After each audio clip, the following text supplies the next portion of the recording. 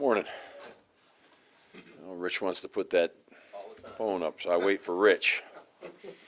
Well, I want to start out by saying congrats to the GOAT.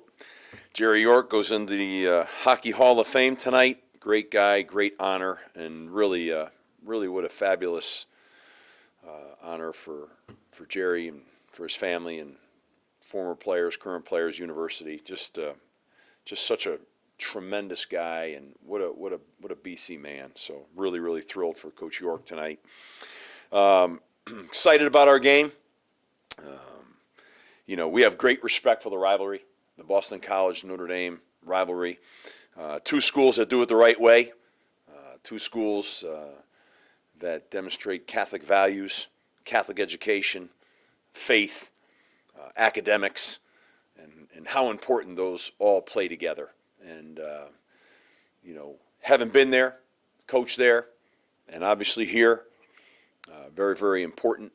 And I have had an inside look at obviously both programs, and just really have appreciated my time when I was there, and obviously very much appreciate my time here, and watching student athletes that come to get an elite education, come to be able to grow in their faith, I think is one of the coolest things that's in college athletics today. This is a team that's very talented. They're a top 20 offense and defense. We've played two of those this year, Clemson and Notre Dame. I've watched certainly an extensive amount of tape on Notre Dame. I have a great deal of respect for Brian Kelly and what he's accomplished there.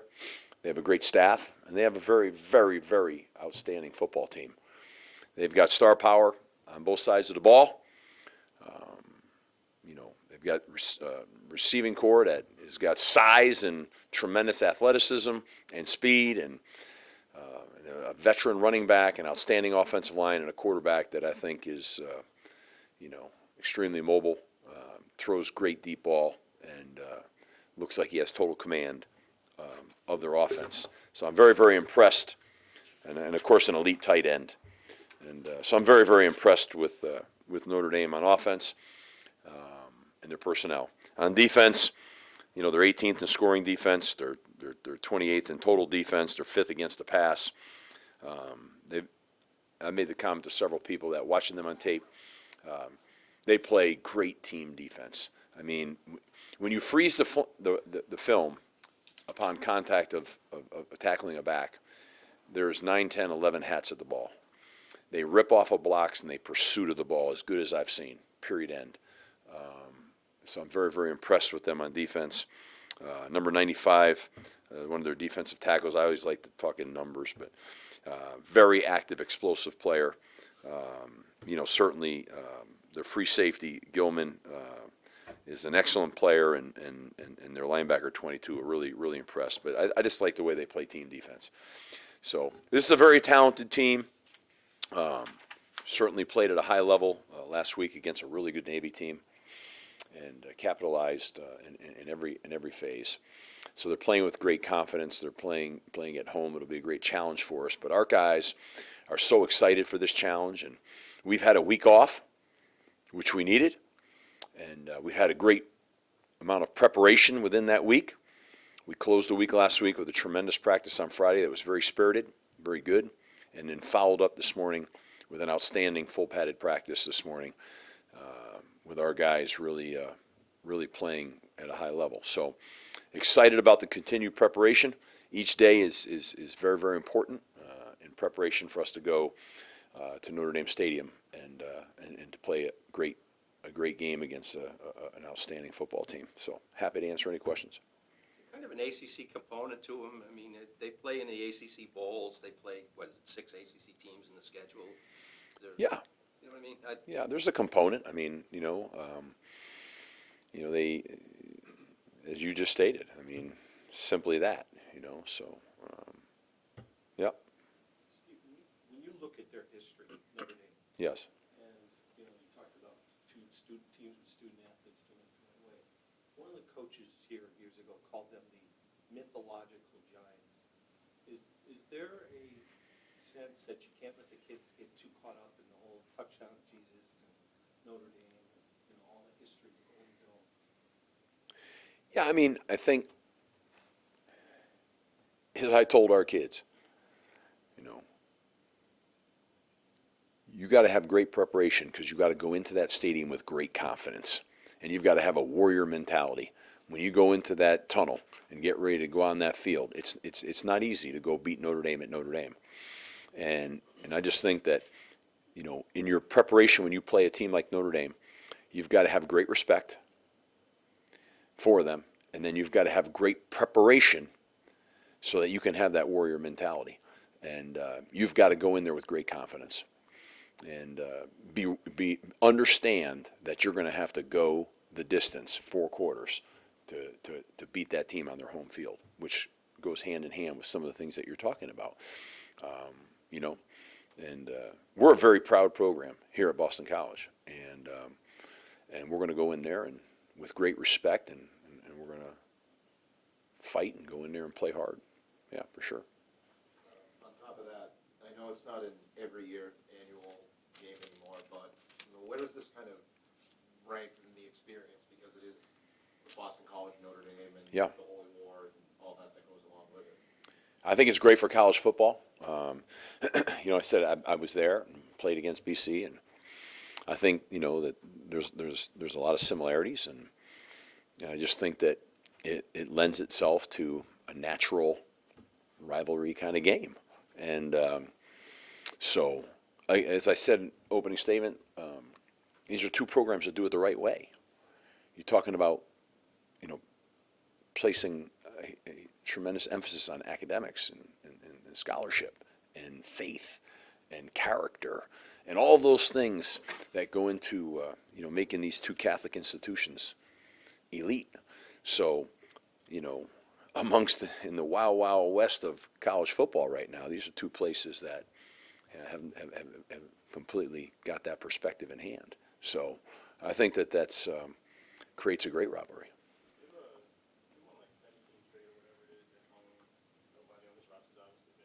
Right. Right. And that's what we've been dealing with each day, and talking about it. And we talked about I had Brian White get up and talk to the team today. He had spent a number of years there, like myself and Bill Sheridan.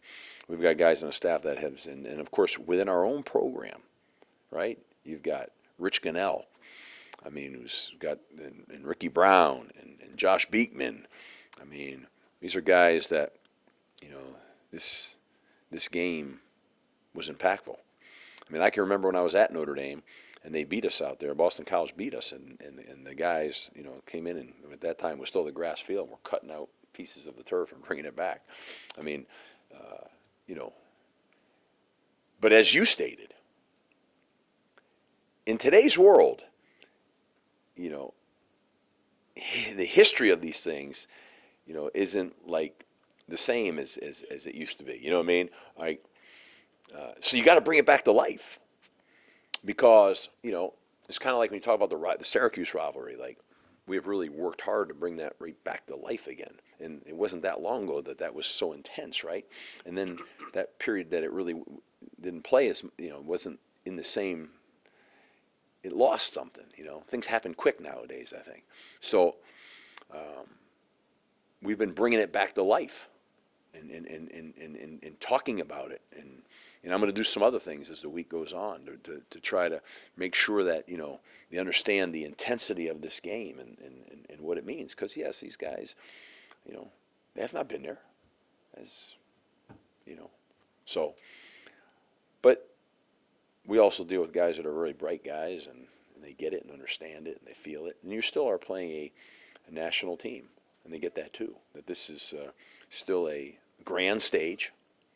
And if you're a competitor, you're playing a top 15 team on a grand stage, that's what you want to do. Also, have you had a chance to chat with AJ about the importance of this game to him, grandfather and that? Yeah, obviously he's got a tie-in as well with his grandfather being a great player there, and I think all those are little subplots that that go along with a lot of games, but especially in this game. And There's a lot there. I love all that. I think that's what makes it great and fun, exciting. You know, here you are, and going into your 11th game, and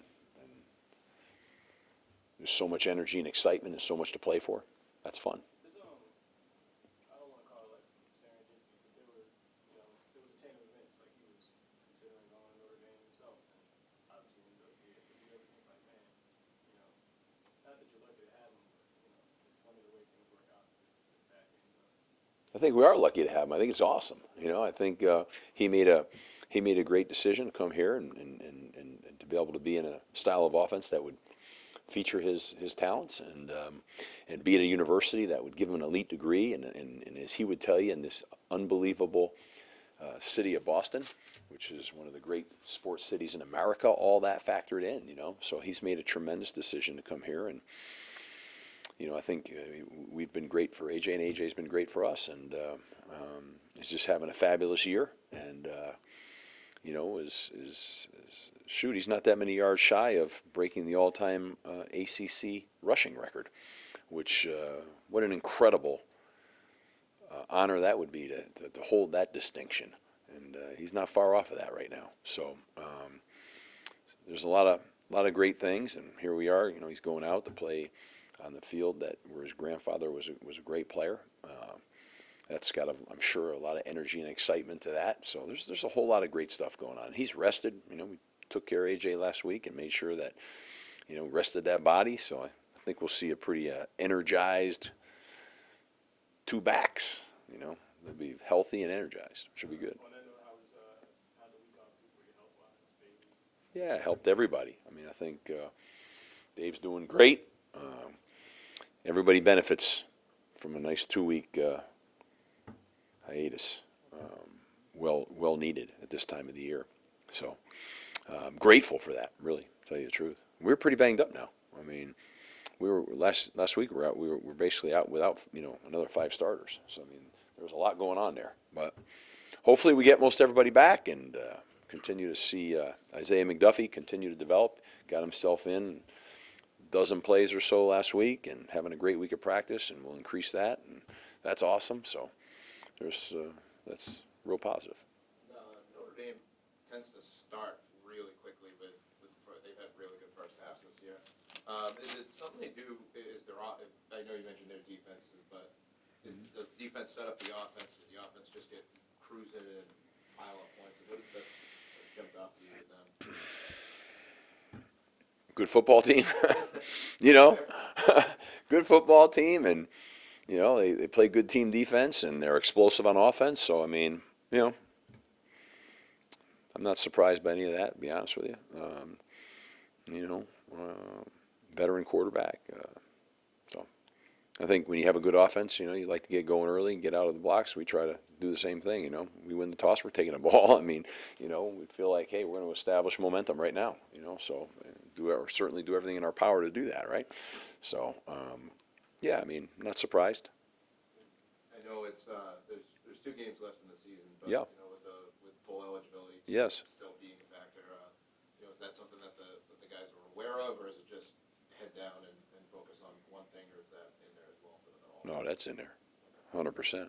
Sure, they're well aware of that, and that's a goal. It's a stated goal during the season, and so for all those reasons, I mean, there's a lot going on in this game, and it makes it stakes are high, and that's exciting. Yep. Was one of those reasons last year that it was taken away from them? Yeah. Yeah. That's okay. I mean, sure. I mean, that was a devastating deal. It was all done for the right reasons, which is, you know, player safety. But talking about investing a whole month into preparation, and first time in college football history that happens. I mean, yeah. I mean, that was, and you come out on fire, and yeah. I mean, all those things. But right now, you know, it is head down for Notre Dame. But to say that not aware of all those things, of course we are. Two more guys. Any keys to kind of containing the play Booth did, and sort of what you did everybody? Well, yeah, I mean, we got to do everything in our ability to be able to make sure that we don't allow him to become that factor in that game, because he's an elite player. So there's a lot that goes into that statement, and obviously I'm not going to discuss all the things that we're talking about doing, but we have to account for him, for sure. He's an impact guy. The quarterback, to me, is a very mobile, playmaking kind of guy. And you can't forget the other receiver they have who's got legitimate track speed. You can't forget the tight end, who I think is a dynamic player, and I think their back is an outstanding player. And I wrap it all with a little ribbon and say, I think that's one of the best offensive lines we've played. I mean, they're up there, certainly, and they're like us. I mean, we're a really good offensive line. I mean, this is a really good offensive line that we're playing against. They're physical, they're big. I'm impressed with them. So, I mean, they've got weapons. And, when you overload one thing, you leave something else a little vulnerable, so you got to have a little bit of everything in there. And you got to be right when you're making your calls, because, you're playing a little bit of chess, in terms of those moves that you want to do to take away this on this and take away this on this. And every time you take something away, that means you're exposing something else. So, but that's football, and we've got to do a great job of that. Every week you go in and you say, okay, got to take this and this and this away to win the game. Boom. I mean, I don't care. Every team in America does that. To win the game, you got to do this, this, and this. And, whether it's on offense, defense, or special teams, you have your 1, 2, 3 things that you set forward and say, these things have to occur for us to have a chance to win this football game. Where's Dennis's passing confidence right now after Syracuse? I'd say high. Yeah, I'd say high. Just really- He threw the ball well in Florida State as well. That's what I'm saying. Yeah, I mean, I think Dennis is getting better every week. I think you can see it on the field. He's gaining experience. He's a tough kid. He's a competitive kid. He's throwing the ball well.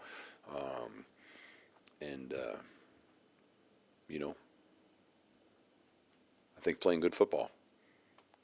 Heading back to the Midwest, Catholic school kid out of the Midwest, I'd say that he's probably pretty fired up about this game. Thank you, guys.